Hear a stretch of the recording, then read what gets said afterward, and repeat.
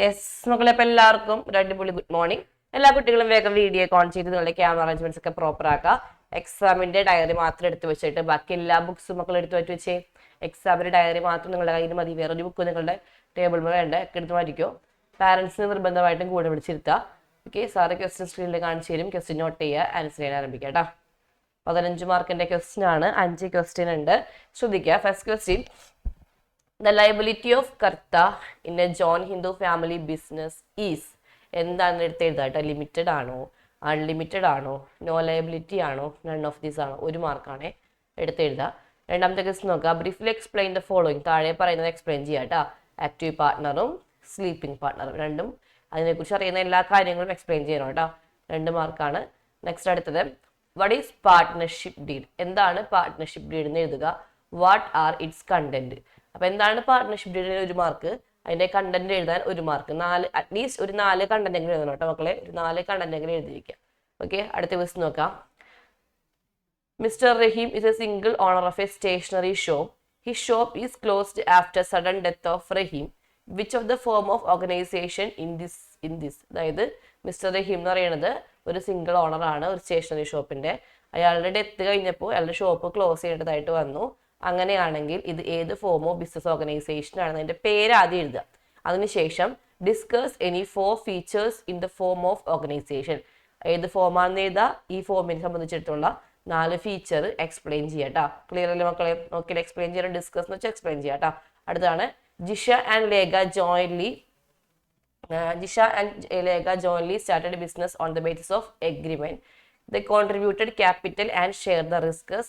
Encouraging business jointly and severally. നമുക്ക് ജിഷയും നമ്മുടെ ലേഖയും കൂടിയും ബിസിനസ്സിൽ എൻഗേജ് ചെയ്തേക്കാണ്. എഗ്രിമെന്റ് ബേസിലാണ് ബിസിനസ് നടത്തിക്കൊണ്ട് പോകുന്നത്. അവർ ബിസിനസിന്റെ ക്യാപിറ്റൽ കോൺട്രിബ്യൂട്ട് ചെയ്തിട്ടുണ്ട്, റിസ്കുകൾ ഷെയർ ചെയ്യുന്നുണ്ട്, പ്രോഫിറ്റ് ലോസ് ഒക്കെ ഷെയർ ചെയ്യുന്നുണ്ട്. അങ്ങനെയാണെങ്കിൽ ഫസ്റ്റ് ക്വസ്റ്റ്യൻ നോക്കി, identify the form of business organisation mention above. മുകളിൽ പറഞ്ഞിരിക്കുന്ന ബിസിനസ് ഓർഗനൈസേഷൻ ഏതാണ്? അതിന്റെ പേരെടുത്ത് എഴുതുക. Then describe any 4 merits and 4 demerit of it. അതിന്റെ 4 മെറിറ്റും 4 ഡിമെറിറ്റും ഡിസ്ക്രൈബ് ചെയ്യുക കേട്ടോ മക്കളെ. ക്വസ്റ്റ്യൻ ക്ലിയർ ആണല്ലേ? 5ാമത്തെ ക്വസ്റ്റ്യൻ ഏത് ഫോമാണെന്ന് എടുത്ത് എഴുതിയിട്ട് ആ ഫോമിന്റെ 4 മെറിറ്റും 4 ഡിമെറിറ്റും എക്സ്പ്ലെയിൻ ചെയ്ത് എഴുതണം കേട്ടോ.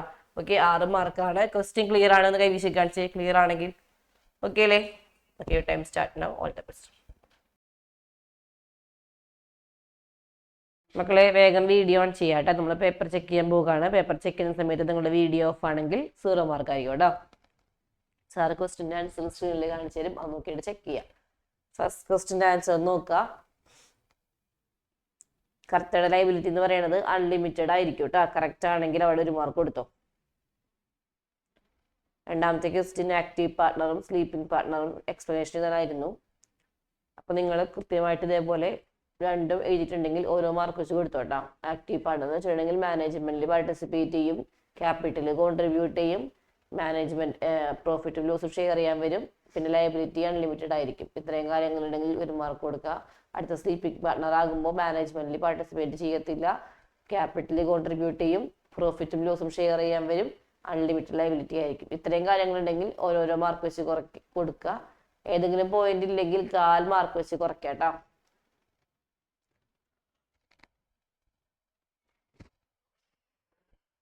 നെക്സ്റ്റ് ക്വസ്റ്റ്യൻ നോക്കാം. 3ാമത്തെ ക്വസ്റ്റ്യൻ ആണ്. പാർട്ട്ണർഷിപ്പ് ഡീഡ് എന്തായിരുന്നു? അതിന്റെ കണ്ടന്റ് ആണ്. പാർട്ട്ണർഷിപ്പ് ഡീഡ് എന്ന് പറയുമ്പോൾ the return agreement among the partners which specify the terms and conditions of a partnership. ഒരു പാർട്ട്ണർഷിപ്പിന്റെ ടേംസും കണ്ടീഷൻസും പറയുന്ന റിട്ടേൺ എഗ്രിമെന്റിനെയാണ് മക്കളെ. റിട്ടേൺ എഴുതിയിട്ടുണ്ടെങ്കിൽ മാർക്ക് കുറച്ചോട്ടോ. റിട്ടേൺ എഗ്രിമെന്റിനെയാണ് പാർട്ട്ണർഷിപ്പ് ഡീഡ് എന്ന് പറയണത് കേട്ടോ. ഓക്കെ, കറക്റ്റ് ആണെങ്കിൽ 1 മാർക്ക് കൊടുക്കുക. കണ്ടന്റ്സ് നോക്കാം. ഏതെങ്കിലും 4 എണ്ണം ഉണ്ടെങ്കിൽ 1 മാർക്ക് കൊടുത്തോട്ടാ.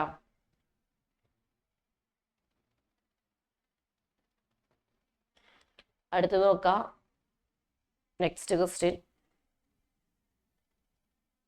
മിസ്റ്റർ റഹീം ഒരു സിംഗിൾ ഓണർ ആണല്ലോ, അപ്പൊ അതെന്ത് ബിസിനസ് ആയിരിക്കും? നെക്സ്റ്റ് എടുത്തത് സിംഗിൾ ഓണർ ആയതുകൊണ്ട് അത് സോൾ പ്രൊപ്പറേറ്റർഷിപ്പ് ആയിരിക്കും അല്ലെ? കറക്റ്റ് ആണെങ്കിൽ 1 മാർക്ക് കൊടുത്തോട്ടാ. ഏത് ഫോമാണ് ചോദിച്ചിട്ടുണ്ട്? ഫോം സോൾ പ്രൊപ്പറേറ്റർഷിപ്പ് ആണ്. കറക്റ്റ് ആണെങ്കിൽ 1 മാർക്ക് കൊടുക്കാം. അതിൽ വരുന്ന ഫീച്ചർ നോക്കാം. ഏതെങ്കിലും 4 ഫീച്ചർ ഉണ്ടോ നോക്കാം. 4 എണ്ണവും ശരിയാണ്, എക്സ്പ്ലനേഷനും ഓക്കെ ആണെങ്കിൽ കംപ്ലീറ്റ് ആയിട്ട് 3 മാർക്ക് കൊടുക്കാം കേട്ടോ. ഓരോ സെറ്റ് ഓഫ് പോയിന്റ്സിന് 3/4 മാർക്ക് വീതമാണ്. ഇനി ഹെഡിങ് മാത്രം എഴുതിയ കുട്ടികളാണെങ്കിൽ 1/4 മാർക്ക് വീതം കൊടുക്കാം. ഹെഡിങ് മാത്രം എഴുതിയിട്ടുള്ളെങ്കിൽ 1/4 മാർക്ക് വീതം കൊടുക്കുക.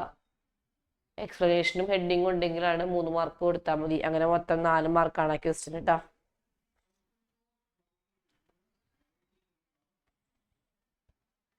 അടുത്ത ക്വസ്റ്റ്യൻ നോക്കാം. നെക്സ്റ്റ് വരുന്നത് എന്തായിരുന്നു? ജിഷയും ലേഖയും കൂടി സ്റ്റാർട്ട് ചെയ്തേക്കുന്നത് എന്താ മക്കളെ? പാർട്ട്ണർഷിപ്പാണ് അല്ലെ? പാർട്ട്ണർഷിപ്പ് എന്നുണ്ടെങ്കിൽ അവിടെ 1 മാർക്ക് കൊടുക്കാട്ടോ. അതിനുശേഷം അതിന്റെ ഫീച്ചറായിട്ട് ഏതെങ്കിലും 4 പോയിന്റ്, ഫീച്ചർ അല്ല മെറിറ്റ് ആയിട്ട് ഏതെങ്കിലും 4 പോയിന്റ് ഉണ്ട് നോക്കാം. Is of formation, more fund, balance decision making, sharing of risk, secrecy. ഏതെങ്കിലും 4 പോയിന്റ് വിത്ത് എക്സ്പ്ലനേഷൻ ഉണ്ടെങ്കിൽ 2.5 മാർക്ക് കൊടുക്കാം. 2.5 മാർക്ക് കൊടുക്കാം കേട്ടോ. മെറിറ്റില് തെറ്റിപ്പോയിട്ടുണ്ടെങ്കിൽ 1/2 മാർക്ക് വെച്ച് കുറയ്ക്കാം. ഹെഡിങ് മാത്രം ഇതേ കുട്ടികൾ 1/2 മാർക്ക് വെച്ച് കൊടുത്താൽ മതി കേട്ടോ. മൂന്നാമത്തെ ക്വസ്റ്റ്യൻ 2 മാർക്കാണ് രൂപ. പാർട്ട്ണർഷിപ്പ് ഡേറ്റിന് 1 മാർക്ക്, കണ്ടന്റിന് 1 മാർക്ക്.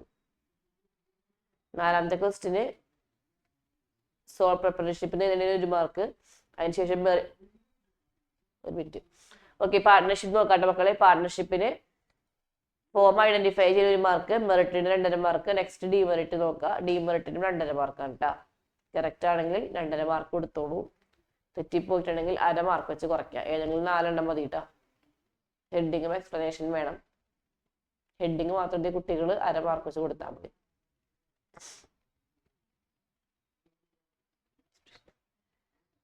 മാർക്ക് ഒന്ന് വേഗം ടോട്ടൽ ചെയ്യുക. ഔട്ട് ഓഫ് 15 എത്ര ഇടുന്നിടുക. പാരന്റിന്റെ സൈൻ മേടിക്കുക. 1 മിനിറ്റ് ആയി പേപ്പർ ക്ലിയർ ആയിട്ട് സെൻഡ് ചെയ്യാം.